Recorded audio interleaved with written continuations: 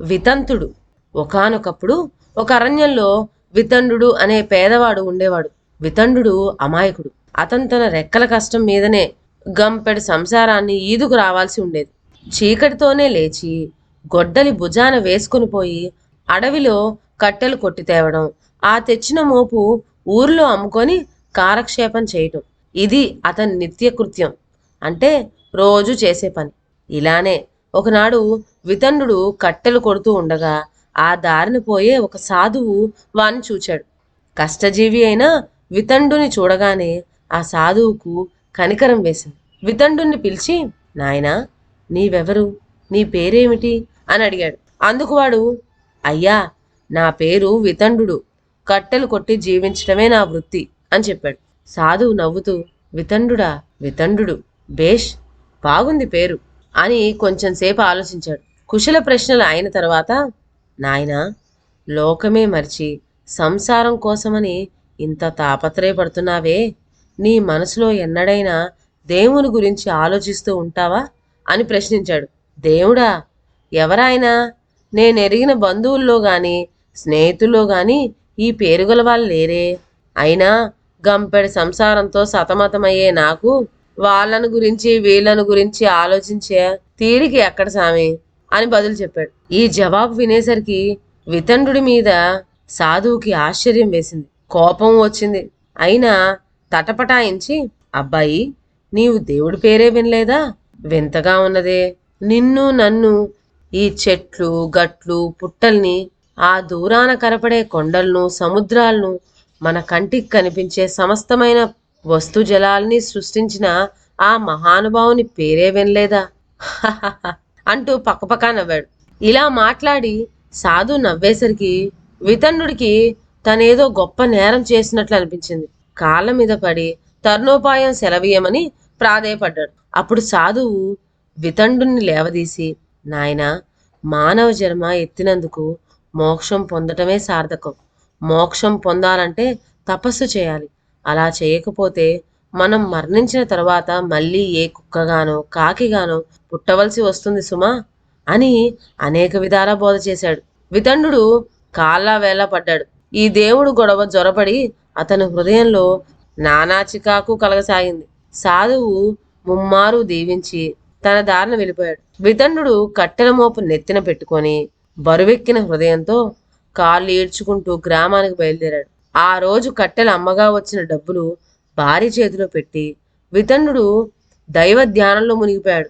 భర్తలో వచ్చిన ఈ మార్పు చూచి వితండు భార్య మొదట్లో ఆశ్చర్యపడింది. కానీ మర్నాటి ఉదయం అడవికి పోకుండా దైవ ప్రార్థనలో మునిగి ఉన్న అతన్ని చూసేసరికి విపరీతమైన కోపం వచ్చి, నాకు వేళ అయింది, గొడ్డలి భుజాన వేసుకుని అడవికి పోవయ్యా అన్నదామె. పోను, నా ఆత్మగతి ఏం కావాలి? నేను అడవికి పోతే దేవుడి సంగతి ఏమిటి అని గద్దిస్తూ అర్థమయ్యి కాని సాధువు మాటలను చెప్పసాగాడు. అతని భార్య అప్పటి కూరుకుంది. 1-2 రోజులు గడిచాయి. కానీ వితండు కాలమంతా దైవ ప్రార్థనలోనే గడపసాగాడు. ఇంట్లో గుప్పెడి గింజలు కూడా లేవు. పిల్లలు ఆకలితో బాధపడిపోతున్నారు. భర్త ధోరణి ఇక ఏమాత్రం సహించలేక వితండు భార్య తిట్లపారాయణ ప్రారంభించింది. ఛీ అనుకున్నాడు వితండు.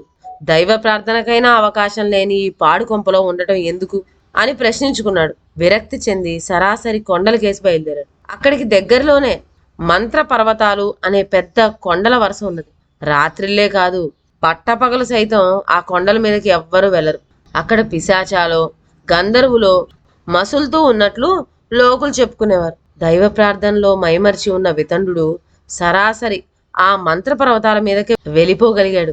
దట్టంగా ఉన్న చెట్ల మీద చక్కగా అల్లుకుపోయిన కొండ తీగలతో చల్లగా చీకటిగా ఉన్న ఒక ప్రదేశంలో కూర్చున్నాడు. మరి కాసేపటికల్లా దైవ ప్రార్థనలో నిమగ్నుడయ్యాడు. అలా ఎంతకాలం గడిచిపోయిందో చెప్పలేము. ఒకనాడు దైవ ప్రార్థనల్లో నిశ్చలంగా కూర్చుని ఉన్న వితండుడికి దగ్గరలోనే ఏదో శబ్దం వినిపించినట్లయింది. అడ్డంగా ఉన్న చెట్ల కొమ్మల్ని అవతలకు తొలగించేశాడు.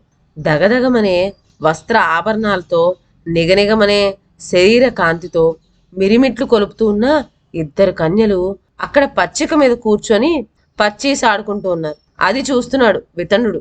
సర్వం మరిచి పచ్చీసాడుకుంటున్న ఆ కన్యలు ఎవరో వితన్నుడికి ఈ సందేహం కలగలేదు. వారి పచ్చీసాట్లో తను భాగస్వామ్యం అయిపోయాడు. ఆట మంచి పసందుగా సాగిపోతూ ఉంది. గడులలో నుంచి పైకి కిందకు ప్రక్కలకు కన్యలిద్దరు కదిలిస్తున్న ప్రతి గవ్వకేసి గుచ్చి గుచ్చి చూస్తున్నాడు వితన్నుడు. హఠాత్తుగా ఒక ఆమె పొరపాటుగా గవ్వను పైకి కదిలించబోయింది. ఆ ఎత్తుగడ తప్పు అని వితన్నుడికి తెలుసు. అమ్మాయి, ఆ ఎత్తుగడ తప్పు, ఆ గవ్వను కదిలించకు అనేశాడు అప్రయత్నంగా వితన్నుడు. కన్యలిద్దరూ భయకంపితులై వితన్నుడి కేసి చూశారు. మరుక్షణమే లేలుగా మారి చెంగున ఎగురుతూ పారిపోయారు. ఆ దృశ్యం చూచేసరికి వితన్నుడికి కల్లో నుంచి మెలుగు వచ్చినట్లయింది. కొంప గొడ్డు పెళ్ళాం బిడ్డలు అంతా గుర్తుకొచ్చి ఒక్కసారి చూసి వద్దాం అనుకుని బయలుదేరాడు. కాసేపటికల్లా కొండ దిగువకు వచ్చేశాడు. దాహమైంది. అక్కడ చిన్న కొలం దగ్గరికి వెళ్ళి దాహం తీర్చుకునేందుకు నీళ్ళ కోసం కిందికి వంగేసరికి నీటిలో ఒక వృద్ధుని స్వరూపం కనిపించింది. వితన్నుడికి భయం పుట్టింది. అంతా మాయ, అసలు ఈ పర్వతాలే మాయ అనుకున్నాడు వితన్నుడు. అతను దాహం తీర్చుకొని తన ఇల్లు ఉండే చోటుకు వచ్చాడు. కానీ అక్కడ తన ఇంటి ఆనవాలే కనపడలేదు. సంసారం ఏమైందా అని ఆలోచనలో పడ్డాడు వితన్నుడు. అంతలో నీలాటి రేవు నుండి కడవ భుజాన వేసుకొని పోతున్న ఒక స్త్రీ అతడికి ఎదురొచ్చింది. అమ్మా, ఇక్కడ వితన్నుడు అనే ఒక కట్టెలవాడి భార్య బిడ్డలు ఉండేవారు కదా, ఆ సంగతి నీకేమైనా తెలుసా అని అడిగాడు. ఆ స్త్రీ వితన్నుడికేసి అతి ఆశ్చర్యంగా చూసింది. తరువాత పక్కపక్క నవ్వుతూ, నాయనా, ఈ ప్రాంతంలో 3 తరాల క్రిందట వితన్నుడు అనే కట్టెలవాడు భార్య పిల్లలతో ఉండేవాడని, సంసారమందు విరక్తి కలిగి మంత్రపర్వతాల మీదకు పోయాడని మా ముత్తవ్వ చెప్తూ ఉండేది. అంతకన్నా నాకేం తెలీదు అన్నది. ఆ మాటలతో వితనుడికి అంతా అర్థమైపోయింది.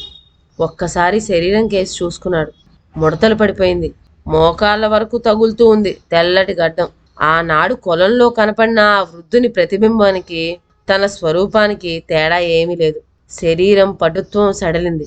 ఆయాసపడుతూ ఒక చెట్టు మొదట కూలబడ్డాడు. అతని కేసి జాలిగా చూసిన ఆ స్త్రీ అక్కడి నుంచి వెళ్ళిపోబోతున్నది. ఆగమని సైన్య చేశాడు వితన్నుడు. ఆమె ఆగింది. అప్పుడతను, నా మాట ఒకటి ఉంది. ఈ మాటను మీ గ్రామంలోనే కాదు, వీలైన చోటల్లా వ్యాప్తి చెయ్యాలి అన్నాడు.